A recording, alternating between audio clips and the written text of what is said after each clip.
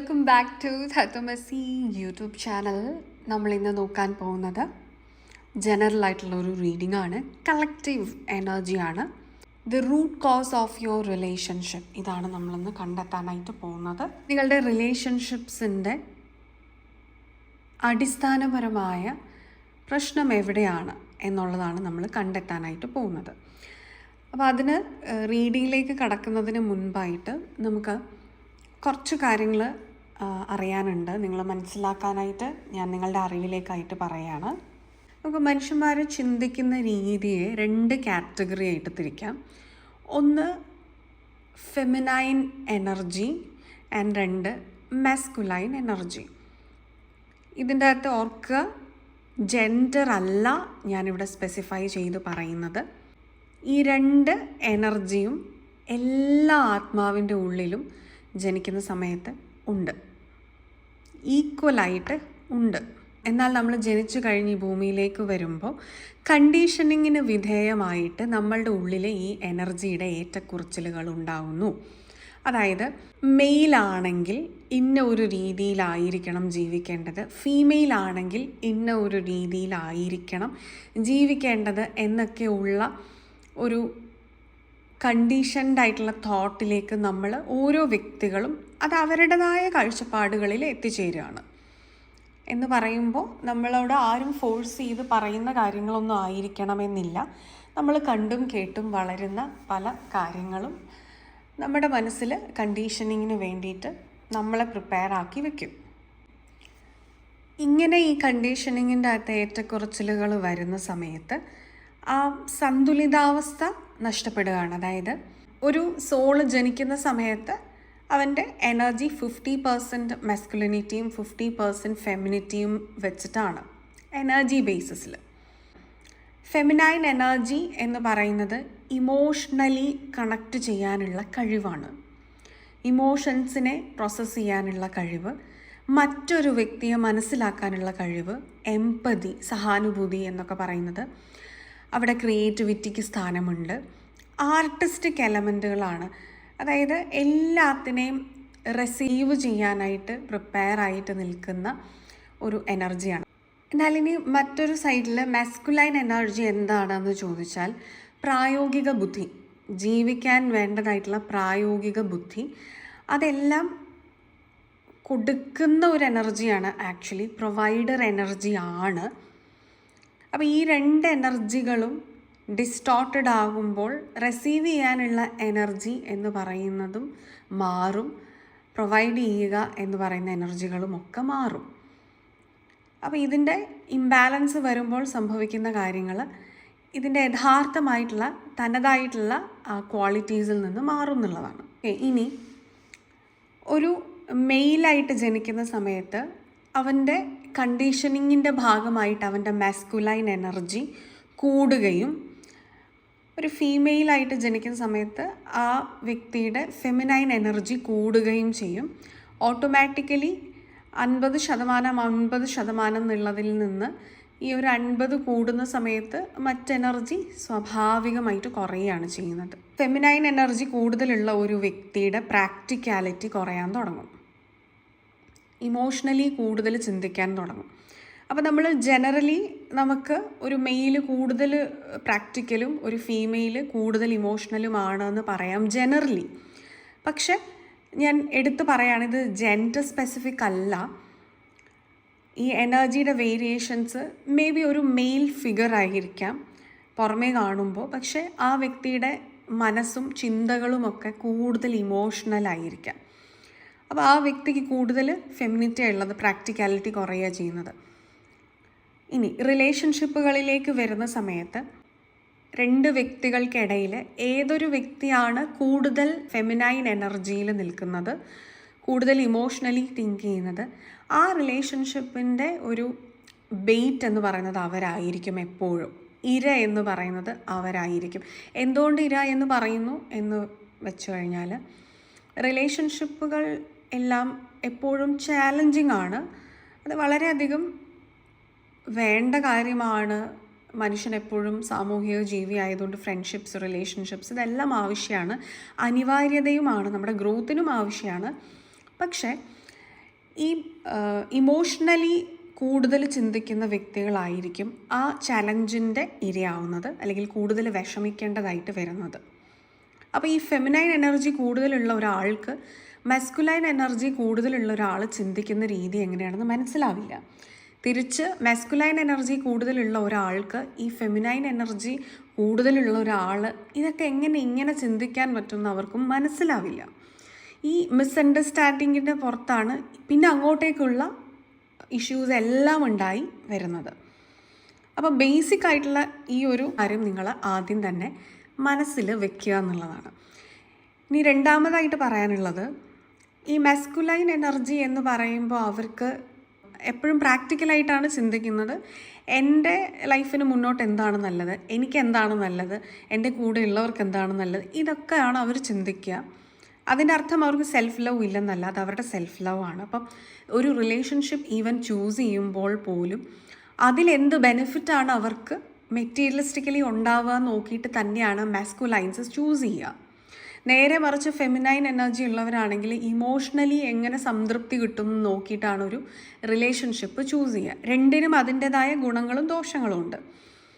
അപ്പോൾ ഈ മാസ്കുലിനിറ്റി കൂടുതലുള്ള വ്യക്തികൾ മെറ്റീരിയലിസ്റ്റിക്കൽ ബെനിഫിറ്റ് വഴി ചിന്തിക്കുന്ന സമയത്ത് മറ്റൊരാളുടെ വിഷമങ്ങളും അല്ലെങ്കിൽ അവരുടെ ഇമോഷൻസും കണ്ടില്ലെന്ന് നടിക്കുകയോ അല്ലെങ്കിൽ അത് അവർക്ക് തീരെ മനസ്സിലാക്കാൻ സാധിക്കില്ല, എനിക്ക് എൻ്റെ പോയിൻ്റ് ഓഫ് വ്യൂ മാത്രമാണ് മനസ്സിലാക്കാൻ സാധിക്കുക എന്ന് പറയുന്നിടത്താണ് ഈ മസ്കുലൈൻ എനർജി കൂടുതലുള്ളവർ സെൽഫ് ലവിൽ നിന്നും സെൽഫിഷ്നെസ്സിലേക്ക് പോകുന്നതും ആ സെൽഫിഷ്നെസ്സിൽ നിന്നും അതിൻ്റെ അളവ് കൂടും തോറും നാർസിസ്റ്റിക് പേഴ്സണാലിറ്റി ആയി മാറുകയും ചെയ്യുന്നത്. അപ്പോൾ ഇവർക്ക് ഒരു ബൗണ്ടറി ഇമോഷണലി എപ്പോഴും സെറ്റ് ചെയ്യണമെന്ന് പറയുന്നത് ഇവർക്ക് കുറച്ച് കൂടുതലാണ്. ഈ ഫെമിനൈൻ എനർജി കൂടുതലുള്ളവരോട് പറയും ബൗണ്ടറി സെറ്റ് ചെയ്യുക. അതായത് ഇവരിങ്ങനെ ഇടപെടുന്ന വ്യക്തികളുമായിട്ട് എമ്പതി ഉണ്ടായിക്കഴിഞ്ഞാൽ അവരുടെ എനർജീസുമായിട്ട് കലരും. അപ്പോൾ ആ ഇൻഡിവിജ്വാലിറ്റി ഇങ്ങനെ കുറഞ്ഞുകൊണ്ടിരിക്കും. എന്നാൽ ഈ മസ്കുലിനിറ്റി കൂടുതലുള്ളവരാണെങ്കിൽ ചുറ്റും ഇടപെടുന്നവരുമായിട്ട് കലരാതെ അവരുടെ ബൗണ്ടറി ഭയങ്കര കോൺക്രീറ്റ് പോലെ ആയിരിക്കും. ആവശ്യമുള്ളിടത്ത് പോലും ഇളക്കി മാറ്റാൻ പറ്റാത്ത രീതിയിൽ ഫിക്സ്ഡ് ആയിപ്പോവും. ഇവർ കലരില്ല. അപ്പോൾ ഈ ഫെമിനൈൻ എനർജി കൂടുതലുള്ളവർ ഈ മസ്കുലൈൻ എനർജി കൂടുതലുള്ള അല്ലെങ്കിൽ ഇങ്ങനെ കോൺക്രീറ്റ് ബൗണ്ടറീസ് ഉള്ളവരുടെ കൂടെ ജീവിക്കുമ്പോൾ എന്ത് പറ്റും? ഈ കോൺക്രീറ്റ് ബൗണ്ടറീസ് ഉള്ളവർ ഒരിക്കലും അവരുടെ ഇമോഷൻസോ തോട്ട്സോ ഇൻഡിവിജ്വാലിറ്റിയോ കലരാതെ സൂക്ഷിക്കുകയും ചെയ്യും. നിങ്ങളുടെ ഈ ഇമോഷണലി ഹൈ ആയിട്ട് നിൽക്കുന്നവരുടെ ഇൻഡിവിജ്വാലിറ്റിയും കൂടെ കലർത്തിക്കളയും. അപ്പോൾ ഇമോഷണലി കൂടുതൽ ചിന്തിക്കുന്ന ആൾക്കാർ അല്ലെങ്കിൽ ഇത് ഫെമിനൈൻ എനർജി കൂടുതലുള്ള വ്യക്തികൾ എന്ത് ചെയ്യും? അവരെന്ന് പറയുന്ന ഒരു ഇൻഡിവിജ്വാലിറ്റി അവിടെ ഇല്ലാതായി മാറി. ഇതിനെയാണ് നമ്മൾ നാർസിസ്റ്റിക് പേഴ്സണാലിറ്റിയുടെ ഇരയായി മാറി എന്നൊക്കെ പറയുന്നത്. ഇതാരുടെ കുഴപ്പമാണ് ശരിക്കും പറഞ്ഞാൽ? അപ്പോൾ ചോയ്സിൻ്റെ കുഴപ്പമാണെന്ന് പറയാം അല്ലേ. മനുഷ്യർ പലതരമാണ്, നമുക്ക് ആരെയും ബ്ലെയിം ചെയ്യാൻ പറ്റില്ല. അപ്പോൾ ഇങ്ങനെയുള്ള മനുഷ്യരെ അണ്ടർസ്റ്റാൻഡ് ചെയ്തിട്ട് ഞാൻ ഏത് എനർജി ഉള്ള ആളാണ്, ഫസ്റ്റ് ഓഫ് ഓൾ ചിന്തിക്കേണ്ടത് എൻ്റെ എനർജി 50-50 ആക്കി എടുക്കാൻ ഞാൻ എന്ത് ചെയ്യാം. അതൊരു ലോങ് പ്രോസസ്സാണ്. ആ പ്രോസസ്സ് ചിലപ്പോൾ ഒരു 5 വർഷം എടുക്കുന്നു എന്ന് വിചാരിക്കുക. ഈ 5 വർഷം നിങ്ങൾക്ക് ജീവിക്കണമല്ലോ. അപ്പോൾ ഈ 5 വർഷവും നിങ്ങൾ ജീവിക്കുമ്പോൾ നിങ്ങളെ മനസ്സിലാക്കിയിട്ട് നിങ്ങൾ ഫെമിനൈൻ എനർജി കൂടുതലുള്ളവരാണെങ്കിൽ നിങ്ങൾ എന്ത് ചെയ്യണം? ഒരുപാട് മസ്കുലൈൻ എനർജി സെൽഫിഷ്നെസ്സിൽ നിൽക്കുന്നവരെ അട്രാക്റ്റ് ചെയ്യാതിരിക്കുക. But opposite always attracts. അതുകൊണ്ട് എപ്പോഴും ചാൻസ് കൂടുതൽ നിങ്ങൾ അങ്ങനെയുള്ളവരെ തന്നെയായിരിക്കും അട്രാക്റ്റ് ചെയ്യുക. പക്ഷേ ഇത് അവെയർനെസ്സിൽ ഇരുന്ന് കഴിയുമ്പോൾ നിങ്ങൾക്കത് മാറ്റിയെടുക്കാനായിട്ട് സാധിക്കും. അപ്പോൾ ഈ അൺഅവേക്കൻഡ് ആയിട്ടുള്ള ഫെമിനൈൻസിന് ഡിസ്റ്റോർട്ടഡ് എനർജിയിലായിരിക്കും. അൺഅവേക്കൻഡ് ആയിട്ടുള്ള മസ്കുലൈൻസ് അതിപ്പോൾ ഏത് എനർജി കൂടുതലാണെന്ന് പറഞ്ഞാലും ഡിസ്റ്റോർട്ടഡ് എനർജിയിലായിരിക്കും. അപ്പോൾ ഇവർക്ക് ഓപ്പോസിറ്റ് ഉള്ളതൊന്നും തിരിച്ചറിയാനോ മനസ്സിലാക്കാനോ സാധിക്കില്ല. ഒരു അവേക്കൻഡ് ആയിട്ടുള്ള വ്യക്തിത്വമാണെങ്കിൽ എന്നാൽ ഇത് തിരിച്ചറിയാനായിട്ട് തുടങ്ങും. ആദ്യം അവേക്കനിങ് ഡെഫിനറ്റ്ലി ഉണ്ടാവുക ഫെമിനൈൻ എനർജികളിലാണ്. ഈ ഫെമിനൈൻ എനർജിക്ക് അവേക്കനിങ് വന്നു കഴിയുമ്പോൾ ഈ പറയുന്ന ബാലൻസിങ് 50-50 എന്നുള്ളതിലേക്കുള്ള യാത്ര അവർ തുടങ്ങും. അപ്പോൾ ഇവരുടെ ഫെമിനൈൻ എനർജി ഡിവൈൻ ഫെമിനൈൻ ആകുകയും ഇവരുടെ മസ്കുലൈൻ എനർജി ഇവർ ബാലൻസ് ചെയ്യുകയും ചെയ്യുന്നത് വഴി ചിലപ്പോൾ ഇത് 50-50 ആക്കാനായിട്ട് സാധിച്ചെന്ന് വരില്ല. കാര്യം ഫെമിനിറ്റി കുറച്ച് കൂടുതലായിട്ടുള്ള വ്യക്തികൾക്ക് എപ്പോഴും ആ ഫെമിനൈൻ നേച്ചർ ഉയർന്നു നിൽക്കും. അത് വളരെ നല്ല കാര്യമാണ്, അതൊരു കുറവല്ല. പക്ഷേ ഇത് അവെയർ ആയിരിക്കും അവർ, അതുകൊണ്ട് തന്നെ അത് അവർക്ക് മാനേജ് ചെയ്യാൻ അറിയാം, അവരുടെ ആ ഫെമിനിറ്റി അവർക്ക് യൂസ് ചെയ്യാൻ അറിയാം. അങ്ങനെ ആ ഫെമിനൈൻ എനർജിക്ക് അവൈക്കനിങ് സംഭവിച്ചതിന് ശേഷം ഇത് കണ്ടൊക്കെ മനസ്സിലാക്കുന്ന ഒരു ലേറ്റർ സ്റ്റേജിൽ തിരിച്ചറിവ് വരികയാണ് ലോജിക്കലി തിങ്ക് ചെയ്യുന്നവർക്ക്. അതായത് ഇമോഷണലി തിങ്ക് ചെയ്യുന്നവർക്ക് ലോജിക്കുമായിട്ട് കണക്ഷൻ വന്നതിന് ശേഷമാണ് ലോജിക്കലി തിങ്ക് ചെയ്യുന്നവർക്ക് ഇമോഷനുമായിട്ട് കണക്ഷൻ ഉണ്ടാവുക. ഇത്രയും കാര്യങ്ങൾ നിങ്ങൾ ആദ്യം തന്നെ മനസ്സിലാക്കി വെക്കുക. ഇനി നിങ്ങളുടെ റീഡിങ് നോക്കാം. അപ്പം ഇത് ഫെമിനൈൻ എനർജി ഉള്ളവരുടെ എനർജിയും ഇത് മെസ്കുലൈൻ എനർജി കൂടുതലുള്ളവരുടെ എനർജിയുമാണ്. അതായത് ഇത് ഡിവൈൻ ഫെമിനൈനും ഇത് ഡിവൈൻ മെസ്കുലൈനുമാണ്. അതിപ്പോൾ ഡിവൈൻ ആണോ ഡിസ്റ്റോർട്ടഡ് ആണോ എന്നുള്ളത് വേറെ ഒരു വിഷയമാണ്. ഡിസ്റ്റോർട്ടഡ് ആണ്, ഡെഫിനറ്റ്ലി അവൈക്കനിങ് സ്റ്റേജിലായിരിക്കാം. അപ്പോൾ എന്തായാലും ഇത് ഫെമിനൈനും ഇത് മെസ്കുലൈൻ എനർജിയുമാണെന്ന് കൺസിഡർ ചെയ്യുക. ഇത് കാണുന്ന വ്യക്തികളായിരിക്കും കൂടുതലും പൊതുവെ ഫെമിനൈൻ എനർജീസ് ഉള്ളത്. അപ്പോൾ ഇത് നിങ്ങളുടെ ആയിട്ട് എടുക്കാം, ഇത് നിങ്ങളുടെ പേഴ്സൻ്റെ ആയിട്ട് എടുക്കാം, irrespective of gender. Okay, energy ബേസിസിലാണ് നമ്മൾ സംസാരിക്കുന്നത്. അപ്പോൾ നമ്മളിന്ന് നോക്കാൻ പോകുന്നത് നിങ്ങളുടെ റിലേഷൻഷിപ്പിൻ്റെ റൂട്ട് കോസ് എന്താണെന്നുള്ളതാണ്. അപ്പം നിങ്ങളുടെ സൈഡിൽ നിന്ന് നിങ്ങൾ മനസ്സിലാക്കേണ്ടതായിട്ടുള്ള കാര്യങ്ങളുമുണ്ട്, തിരിച്ചറിയേണ്ടതായിട്ടുള്ളതുമുണ്ട്.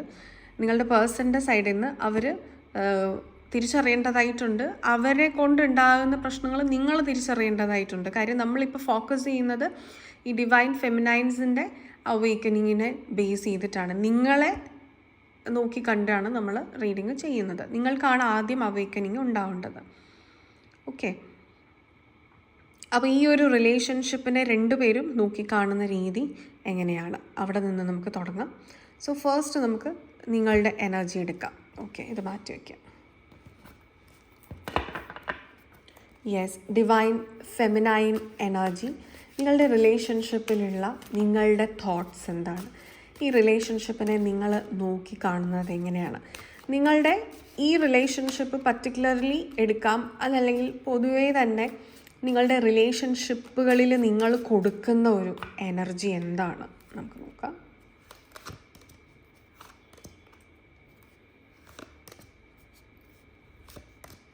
ഓക്കെ,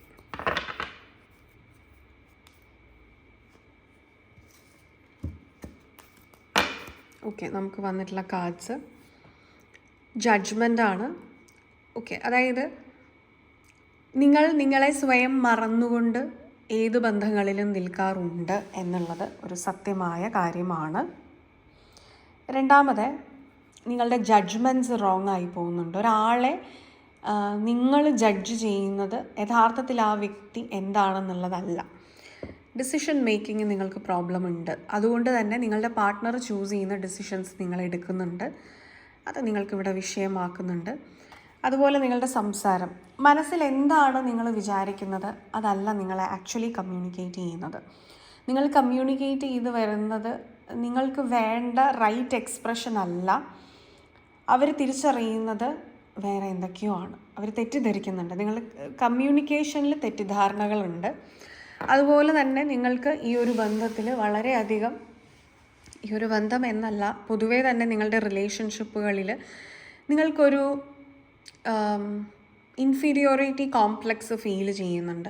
നിങ്ങൾ പോരാ, നിങ്ങൾക്ക് വർത്തില്ല, ഇതിലും നല്ല ആൾക്കാരെ അവർക്ക് ലഭിക്കുമോ, എനിക്ക് എന്തെങ്കിലും കുറവുള്ളത് കൊണ്ടാണോ, ഞാൻ കുറച്ചും കൂടെയൊക്കെ ഒന്ന് നന്നായാൽ ഇത് ശരിയാകുമായിരിക്കും, ഇതെല്ലാം എൻ്റെ പ്രശ്നമാണ് എന്നുള്ള ഒരു എനർജി നിങ്ങൾ ഓരോ ഫ്രണ്ട്ഷിപ്പിലും റിലേഷൻഷിപ്പിലും കൊടുക്കുന്നുണ്ട്. ആൻഡ് ബോട്ടം എനർജി ഇവിടെ വന്നിരിക്കുന്നത് സൺ. അതായത് നിങ്ങൾ എല്ലാവരോടും ഒരു എംപത്തറ്റിക്കലി പെരുമാറുന്നുണ്ട്, സോൾമേറ്റ് കണക്ഷൻ ഫീൽ ചെയ്യുന്നുണ്ട് നിങ്ങളോട് ഇടപഴകുന്ന എല്ലാവർക്കും. അതുകൊണ്ട് തന്നെ അവർ കുറച്ച് കൂടുതൽ സ്വാതന്ത്ര്യം എടുക്കുന്നുണ്ട് നിങ്ങളുടെ അടുത്ത്. അതുപോലെ നിങ്ങൾ എവിടെയാണോ ഉള്ളത് അവിടെ മറ്റ് വ്യക്തികൾക്ക് സക്സസ് ഉണ്ടാവുന്നുണ്ട്. അതായത് നിങ്ങളുടെ പ്രസൻസ് നിങ്ങൾക്കല്ല മറ്റുള്ളവർക്ക് സക്സസ് ഉണ്ടാക്കി കൊടുക്കുന്നുണ്ട് എന്നുള്ളതാണ്. അതായത് നിങ്ങളുടെ ഉള്ളിലെ പോസിറ്റിവിറ്റി എല്ലാം നിങ്ങൾ ഏതൊരു വ്യക്തിയുടെ റിലേഷൻഷിപ്പിലാണോ ഉള്ളത് അല്ലെങ്കിൽ ഫ്രണ്ട്ഷിപ്പിലാണോ ഉള്ളത് അവരിലേക്ക് നിങ്ങൾ അറിയാതെ തന്നെ ട്രാൻസ്ഫർ ചെയ്ത് കൊടുക്കുന്നുണ്ട്. നിങ്ങൾ തന്നെ ഇനി ഒന്ന് വീഡിയോ പോസ് ചെയ്തിട്ട് ചിന്തിക്കുക, ഇതാണ് നിങ്ങളൊരു റിലേഷൻഷിപ്പിൽ കൊടുക്കുന്ന വൈബ്രേഷൻ എങ്കിൽ നിങ്ങൾക്ക് സമാധാനം എന്ന് പറയുന്നത് എവിടെയാണ് ഈ റിലേഷൻഷിപ്പിൽ കിട്ടുക? എല്ലാം നിങ്ങൾ കൊടുത്തുകൊണ്ടിരിക്കുകയാണ്. പക്ഷേ യഥാർത്ഥത്തിൽ ഫെമിനൈൻ എനർജിയുടെ ക്വാളിറ്റി എന്താണ്? റിസീവിങ് ആണ്. പക്ഷെ നിങ്ങളിവിടെ എന്ത് ചെയ്തുകൊണ്ടിരിക്കുകയാണ്? ഗീവ് ചെയ്തുകൊണ്ടിരിക്കുക, ഗിവർ പൊസിഷനിൽ നിൽക്കുകയാണ്. അപ്പോൾ ഈ റിലേഷൻഷിപ്പിൻ്റെ ബാലൻസ് തന്നെ അവിടെ തന്നെ തെറ്റിപ്പോയിട്ടുണ്ട്. ഓക്കെ, അപ്പോൾ ഇതാണ് നിങ്ങൾ എക്സിബിറ്റ് ചെയ്യുന്നതായിട്ടുള്ള കാര്യങ്ങൾ. ഇനി നിങ്ങളുടെ പേഴ്സൺ റിലേഷൻഷിപ്പിൽ എന്താണ് എക്സിബിറ്റ് ചെയ്യുന്നത്, അവർ ഈ റിലേഷൻഷിപ്പിനെ എങ്ങനെയാണ് നോക്കിക്കാണുന്നത് എന്നൊക്കെ നമുക്ക് നോക്കാം. ഓക്കെ,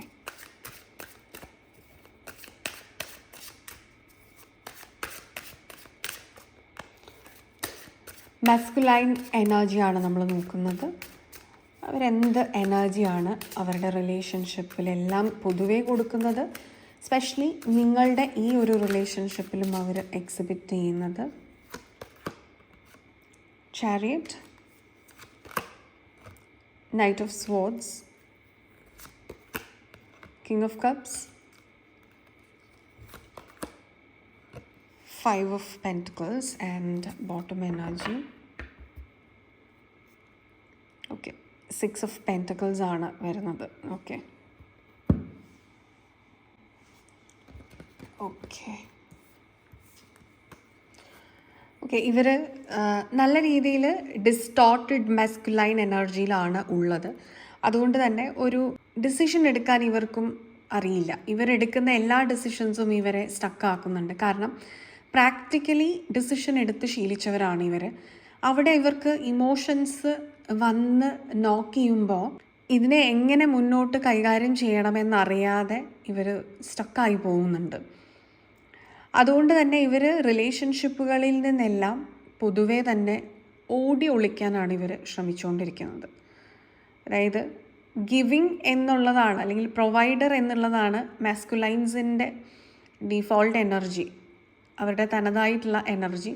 പക്ഷെ അവർ ആ ഒരു കാര്യം ചെയ്യാനായിട്ട് പ്രാപ്തരായിട്ടില്ല. And next one, knight of swords എന്ന് പറയുമ്പോൾ ആവേശമാണ്. അവർക്ക് അന്നേരം തോന്നുന്ന തോട്ട്സ് വെച്ചിട്ടാണ് ഇവർ പ്രവർത്തിക്കുക. ദീർഘവീക്ഷണം എന്ന് പറയുന്ന ഒരു കാര്യം ഇവർക്ക് ഇല്ല. അതുകൊണ്ട് തന്നെ ഇവർ ചെയ്യുന്ന ഓരോ പ്രവൃത്തിക്കും ഇവർക്ക് ഭാവിയിൽ എന്ത് റിസൾട്ട് കിട്ടും എന്നുള്ളത് ഇവർ ചിന്തിക്കുന്ന, ഇവർക്ക് അങ്ങനെ ഒരു തോട്ടിനെ കുറിച്ച് ഇവർക്ക് അറിയേയില്ല. അത് ചിലപ്പോൾ വളരെ മോശമായിട്ടായിരിക്കും വരുന്നത്. അത് വരുന്നിടത്ത് വെച്ച് നോക്കാം എന്നുള്ളൊരു ആറ്റിറ്റ്യൂഡിലാണ് ഇവർ ജീവിക്കുന്നത്. പക്ഷേ റിലേഷൻഷിപ്സിൻ്റെ കാര്യത്തിൽ അതുകൊണ്ട് തന്നെ ഇവർക്ക് ഒരുപാട് പരാജയങ്ങൾ, നമുക്ക് ഇവിടെ വന്നിട്ടുള്ള കാർഡ് ലോസാണ്. ഒരുപാട് റിലേഷൻഷിപ്പ് ലോസ് ആയിട്ടുള്ളവരാണ് ഇവർ. ഫ്രണ്ട്ഷിപ്സിലും ഇവർക്ക് ഇഷ്യൂസ് ഉണ്ട്. ഇനി അതല്ലാതെ തന്നെ റൊമാൻറ്റിക് റിലേഷൻഷിപ്സ് എടുത്തു പറയുകയാണെങ്കിൽ പെട്ടെന്ന് ഇവർക്ക് റിലേഷൻഷിപ്പ് ഉണ്ടാവുകയും ചെയ്യും. അത് അതേപോലെ തന്നെ ഇവർക്ക് ബ്രേക്കപ്പ് ആവുകയും ചെയ്യും, നഷ്ടപ്പെട്ട് ഇവരിൽ നിന്ന് പോവുകയും ചെയ്യും. ഇവർ അടുത്ത ബന്ധത്തിലേക്ക് പോകും. ഇവരൊരു ബന്ധങ്ങളും മനസ്സിൽ നിന്ന് പൂർണ്ണമായിട്ട് ക്ലിയർ ചെയ്തിട്ടല്ല അടുത്തതിലേക്ക് പോകുന്നത്. അതുകൊണ്ട് തന്നെ ഒരു പോയിൻ്റ് എത്തുമ്പോൾ ഇവർക്ക് ഇവരെ തന്നെ തിരിച്ചറിയാൻ പറ്റാത്ത ഒരു ലൂപ്പ് പോലെ ഇവർ കിടന്ന് കറങ്ങുന്നുണ്ട്. ഒരു കൺഫ്യൂഷൻ ഇവർക്ക് ഭയങ്കരമാണ്. കാരണം they don't actually express. King of cups ആണ്. They don't express. ഇവരെല്ലാം ഇവരുടെ ഉള്ളിൽ ഒതുക്കുകയാണ്. ഇവർക്ക് ഇമോഷൻസ് ഉണ്ട്, പക്ഷെ ഇവർക്ക് ഇതെങ്ങനെയാണ് പ്രോസസ്സ് ചെയ്യേണ്ടതെന്ന് അറിയാത്തതുകൊണ്ട് തന്നെ ഇവർ പുറത്തേക്ക് കമ്മ്യൂണിക്കേറ്റ് ചെയ്യുന്നില്ല. ഇത് കണ്ടീഷനിങ്ങിൻ്റെ ഭാഗമായിട്ടാണ്. കാരണം എന്താണെന്ന് വെച്ചാൽ ആണുങ്ങളായാൽ ഇങ്ങനെയാണ്, ഒരു സർട്ടൺ വേയിലാണ് ബിഹേവ് ചെയ്യേണ്ടത്. അതായത് എക്സ്പ്രസ് ചെയ്യാൻ പാടില്ല, മനസ്സിൽ തോന്നുന്ന കാര്യങ്ങളൊന്നും പറയാൻ പാടില്ല, ഇമോട്ട് ചെയ്യാൻ പാടില്ല എന്നുള്ളൊരു തോട്ടിലായിരിക്കാം, കണ്ടീഷനിങ്ങിൻ്റെ ഭാഗമായിട്ടായിരിക്കാം. ഒരു പരിധി വരെ അതാണ് പറഞ്ഞത്. നമുക്ക് ഇമോഷൻസിന് നമുക്ക് എപ്പോഴും ഇമോഷണലി ബൗണ്ടറികൾ ആവശ്യമാണ്. പക്ഷേ ഇവരുടെ ബൗണ്ടറി വളരെ കോൺക്രീറ്റ് ആണ്. ഇവർ ഈ ഒരു സിംഹാസനം, ഈ ഒരു ചെയർ ഉള്ളത് ഒരു ഐലൻഡ് മാതിരിയാണ് ഇവർ ജീവിക്കുന്നത്. ഇവർക്ക് ചുറ്റും കുറച്ച് വെള്ളം, ഇവർ മാത്രം അവിടെ എന്നുള്ളൊരു രീതിയിലാണ് അവരുടെ മനസ്സിരിക്കുന്നത്. എന്നാൽ അവർ ഒരുപാട് പേരുമായിട്ട് ഇൻട്രാക്ട് ചെയ്ത് ജീവിക്കുകയും ചെയ്യുന്നുണ്ട്, റിലേഷൻഷിപ്പുകളും ഉണ്ടാകുന്നുണ്ട്. അത് എല്ലാ മനസ്സിലെ തോട്ട് ആവേശത്തിൻ്റെ പുറത്തുണ്ടാകുന്നതാണ്. അതുകൊണ്ട് ഒരു റിലേഷൻഷിപ്പിലും ഇവർക്ക് ഒരു ഫോർ എവർ എന്ന് പറയുന്ന ഒരു സാധനമില്ല.